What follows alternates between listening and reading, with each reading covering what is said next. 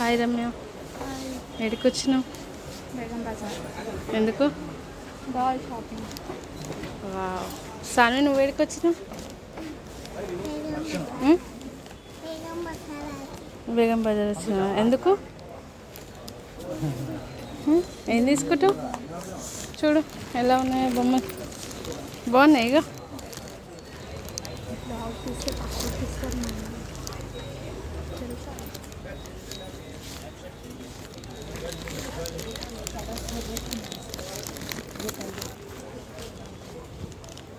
బాగున్నాయా?